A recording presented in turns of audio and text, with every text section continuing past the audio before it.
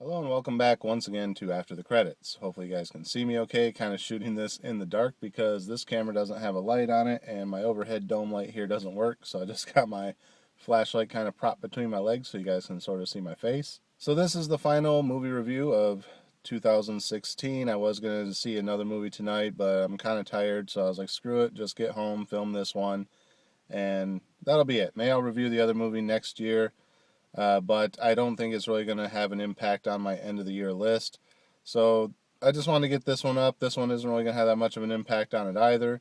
But I did go see another movie tonight, and I wanted to review it real quick for you guys. And tonight's movie was Assassin's Creed. So what did I think of Assassin's Creed? It was alright, I guess. I did hear someone say, or read someone say prior to going to see this, to save your money on buying the movie ticket and just play the game. I've never played any of the games, although I've always wanted to ever since the first one came out. I thought it looked interesting, but then by the time I would have got around to playing it, they were already like 4 or 5 games into the series, and I was like, yeah, that's way too much to try and catch up on. So I just never got around to playing it. So I don't know exactly how the game compares to the movie, other than I'm pretty sure that in the game you're not in the future using a machine to look into your past lives. Like in the movie, I think there are more period pieces where you're playing as a character from that era. So there is that kind of negative piece about it. I was actually hoping they would use the time travel method in this movie to kind of bridge between across multiple series. Like, for example, I know like one's in like Victorian times and then there's another one like in the pirate era and things like that. And I thought maybe they're going to use it so he could jump between multiple past lives and that's how they would tie in all the game series that they've done so far.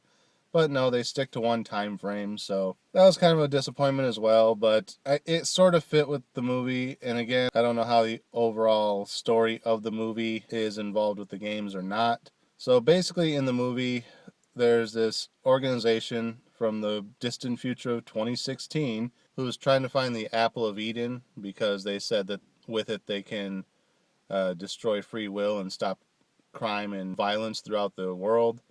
So that's what the whole movie is about, is this one ancient assassin was the last known person to have the apple. So they're trying to track down his descendant so they can go back in time with him and find out where his descendant hid the apple so they can get their hands on it. And then it's about the whole assassins versus Templars thing trying to guard the apple. And that's basically how the movie plays out the whole time, is this guy's going back in time and reliving his ancestors' memories, and through it he's actually learning the ways of the assassin and their order, and by the end becomes an assassin himself and stops the apple from being found, blah blah blah. Heavily sequel baited, so apparently they were hoping this would do well enough that they could continue a second film and may go into whatever the next game in the franchise was, whatever time period it was around. But I don't think it's done well enough to justify that, but I could be wrong. I don't know all the numbers. But yeah, without going into too much detail, that's basically the movie.